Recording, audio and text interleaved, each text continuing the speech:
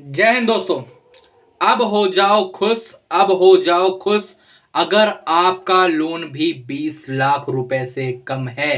जी हाँ दोस्तों, अगर आप लोगों का भी पर्सनल लोन या फिर क्रेडिट कार्ड का बिल 20 लाख रुपए से कम है तो हो जाओ खुश, आपका लोन भी 80% तक माफ हो सकता है। जी हाँ दोस्तों, आप लोग बिल्कुल सही सुन रहे हो। आपके लोन पे भी आपको 80% तक का डिस्काउंट मिल सकता है। जी हाँ, आप लोग बिल्कुल सही सुन रहे हो। फिर चाहे आपका पर्सनल लोन हो, केसीसी का लोन हो, यहाँ पर क्रेडिट कार्ड हो, यहाँ पर जितने भी अनसिक्योर लोन है, सिक्योर की बात नहीं कर रहा हूँ, सिक्योर पे एक अलग टर्म लगता है, वहां पर अलग चीजें लगानी पड़ती है, उसके बाद ही सेटल हो पाता है। ठीक है, लेकिन अनसिक्योर लोन जो है उस पर 80% तक का डिस्काउंट कैसे पाना है। ठीक है, मतलब एक तरीके से 80% माफ कैसे है, क्योंकि आपकी अभी क्षमता नहीं है, तो एक तरीके से इसको डिस्काउंट और इसको लोन माफी कहेंगे। ठीक है, वैसे तो कोई भी लोन 100% कभी माफ नहीं होता है। ठीक है, उस पर एक अच्छा खासा डिस्काउंट मिलता है।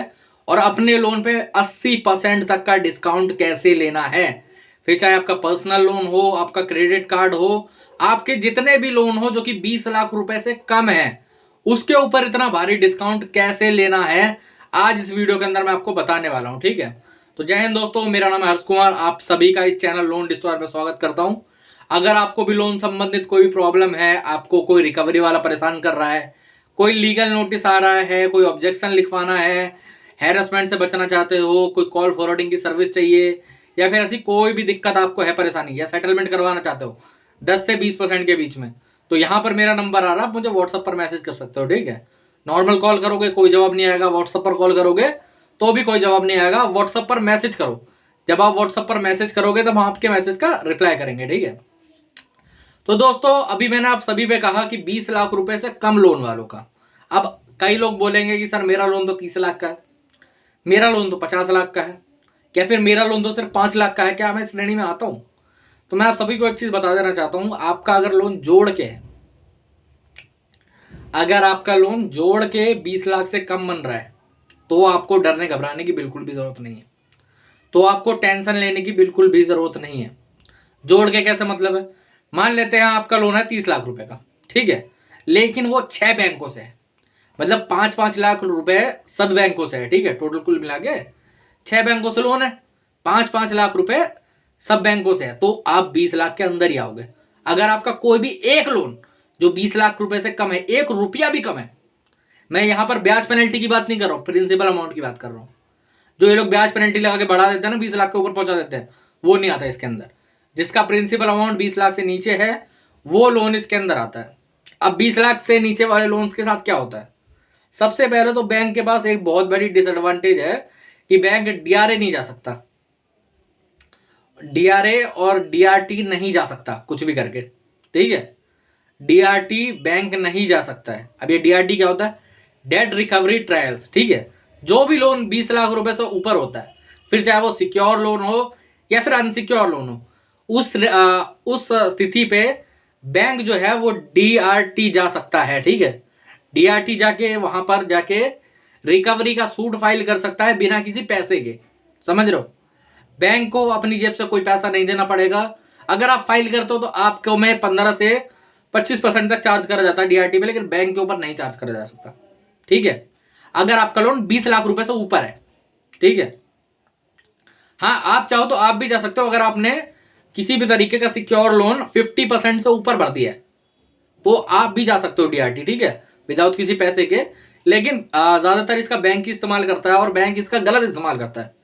बैंक क्या इस्तेमाल करता है, बैंक वहां से अलग अलग तरीके के जंक्शन पास करवा लेता है, आपके अकाउंट सीज करवा देता है और बहुत सारी चीजें कर लेता है। ठीक है, जब आपका लोन 20 लाख रुपए से ऊपर का होता है। ठीक है, लेकिन जरूरी नहीं कि बैंक ऐसा करे, मैं बता देता हूं क्यों। ठीक है, क्योंकि वहां जाकर भी बैंक जो है उन्हीं अकाउंट को सीज करवा सकता है जिनमें आपने ईसीएस मैंडेट वगैरह लगा रखे हैं।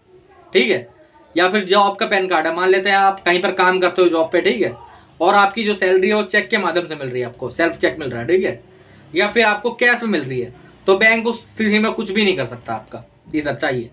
ठीक है, आपकी जो कार बाइक है वो भी सिर्फ आर्बिट्रेशन के द्वारा सीज करी जा सकती है, वो डीआरटी से सीज नहीं करी जा सकती। ठीक है, लेकिन डीआरटी से एक ऑर्डर पास जरूर करवाया जा सकता है जिसके अंदर रिकवरी का पूरा सूट फाइल हो जाएगा। आपके जितने भी एसेट है उन्हें बेच के बैंक अपना हर्जाना निकाल सकती है।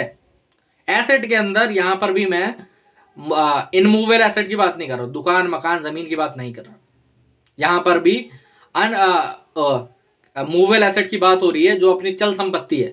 जैसे मान लो कोई प्रिंटर है, कोई टीवी है, कोई सोफा है, कोई फ्रिज है, इस संपत्ति की बात हो रही है।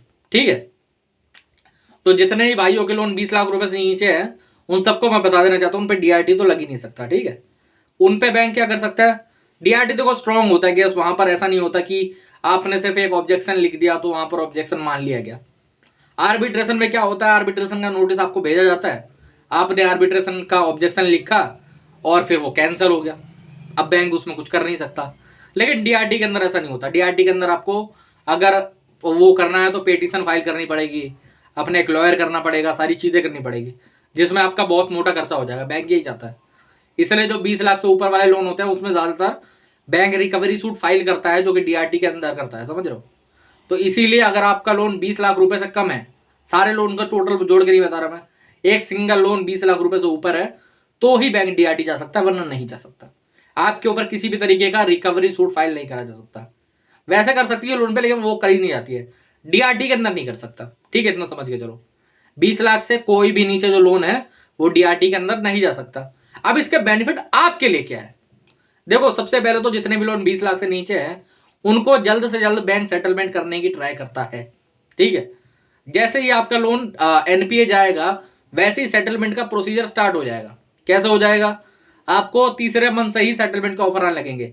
वो आप पे बोलेंगे कि एक काम करिए 3% 30% पैसा दे दीजिए, 40 दे दीजिए, 50 दे दीजिए, ऐसे करके। लेकिन हमेशा आपको मैं बता देना चाहता हूं, हमेशा एक अच्छी डील के लिए 10 से 20% के बीच की डील के लिए आपको हमेशा राइट ऑफ तक का वेट करना है। जैसे ही आपका लोन राइट ऑफ होता है, एक बार राइट ऑफ हो जाए उसके बाद आप अपने लोन की सेटलमेंट आराम से 10 से 20% के बीच में कर सकते हो। जी हाँ, क्योंकि देखो राइट ऑफ के बाद होता क्या है, सिंपली बैंक अपने बही खाते मतलब अपने लेजर में से आपका लोन ही हटा देता है। अब ये टाइम क्या है, हमें पता कैसे चलेगा राइट ऑफ कैसे हुआ, आप अपने सिविल में चेक कर सकते हो, वहां पर लिख के आएगा राइट ऑफ। एक बार राइट ऑफ लिख के आ जाए तो समझ जाओ कि आपका जो लोन है वो राइट ऑफ हो गया है। वो राइट ऑफ कब हो सकता है, 6 से 9 महीने के बीच में। देखो एनपीए तो पक्का है कि वो 94 डेज में हो जाता है, लेकिन जो राइट ऑफ है वो 6 से लेकर 9 महीने के बीच में कभी भी कर सकता है बैंक, उनके हाथ में है। ठीक है, अगर मान लो 9 महीने तक नहीं करता तो 9 महीने के एंड डेट पे अपने आप ही हो जाएगा राइट ऑफ। ठीक है, 9 महीने की एंड डेट पे अपने आप ही राइट ऑफ हो जाएगा, क्योंकि जितने भी हमारे बैंक है सब है, एनबीएफसी हैं, वो सारे स्टॉक मार्केट में लिस्टेड है। अगर मान लो वो बही खाते में से नहीं हटाते हैं तुम्हारा लोन, तो वो एक तरीके का लॉस में कंसीडर होता है, और अगर लॉस में कंसीडर होगा तो इनके शेयर डूबेंगे। एक बार शेयर डूबेंगे तो कंपनी पूरी डूब जाएगी।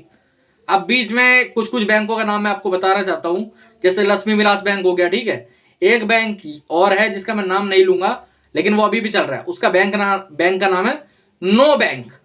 समझ जाओ किस बैंक की बात कर रहा हूं। ठीक है, वो ऐसा गिरा हुआ है कि वो अभी तक उठ ही नहीं पा रहा है, वो पूरी तरीके से लमसम समाप्त है, वो भी अपनी आखिरी सांसें गिन रहा है, वो आज नहीं तो कल खत्म हो सकता है। ठीक है, तो इसीलिए आपको हमेशा इस तरीके से सेटलमेंट करनी है। ठीक है, अब कई भाई लोग पूछते हैं कि सर बीच में लीगल एक्शन होगा तो क्या करा जाएगा, हैरेसमेंट होगी तो क्या करा जाएगा। मैं आप सभी को बता चुका हूं कि अगर आपको हैरेसमेंट की कॉल्स वगैरह आ रही है तो मेरे भाई एक चीज फॉलो करो, या तो कॉल पूरा मत उठाओ, या तो हमारी जो कॉल फॉरवर्डिंग की सर्विस है वो भी ले सकते हो। ठीक है, उसके अंदर क्या है, आपका एक कॉल हो, 100 कॉल हो, 1000 कॉल हो, जितने कॉल होंगे हम पिक करेंगे, आपके बिहाफ पे बात करेंगे। ठीक है, आपके लिए सेटलमेंट ऑफर निकाल के लाएंगे। ठीक है, कोई भी लीगल नोटिस होता है, चाहे arbitration, section 25, cheque bounce, surface act 13(2), 13(4) अपना, और डिमांड नोटिस, रिकॉल नोटिस, ऐसा कोई भी नोटिस आता है, यहाँ पर नंबर आ रहा है, व्हाट्सएप पर मुझे मैसेज करो, मुझे फोटो भेजो, मैं रिप्लाई आपको बना के दूंगा, मैं आपको ऑब्जेक्शन फाइल करवाऊंगा उसके अंदर। ठीक है, एक बार उस नोटिस का रिप्लाई दे दो, फिर टेंशन फ्री हो जाओ, कोई दिक्कत वाली बात नहीं है। ठीक है, अगर किसी प्रकार से ईसीएस या फिर चेक बाउंस का केस करते हैं, कोई डरने की जरूरत नहीं, सेम डे बेल होती है, बिल्कुल भी घबराने की जरूरत नहीं है। मैं बताऊंगा बेल के अंदर क्या करना है, आपको क्या क्या चीजें फॉलो करनी है, कैसे बेल लेनी है, क्या क्या आपको करना पड़ेगा, कैसे कैसे कितना खर्चा आएगा, और बहुत ही कम दामों में बेल हो जाती है। डरने घबराने की बिल्कुल भी जरूरत नहीं, टेंशन लेने की बिल्कुल भी जरूरत नहीं। ठीक है, हाँ, किसी भी प्रकार से अगर आर्बिट्रेशन का कोई नोटिस आपको आता है, किसी प्रकार से कोई कोर्ट का समन आपको आता है, उसको इग्नोर बिल्कुल ना करें। अगर आपने उसको इग्नोर करा तो आपके लिए बहुत ज्यादा हानिकारक हो सकता है, मैं फिर कहता हूँ, ठीक है।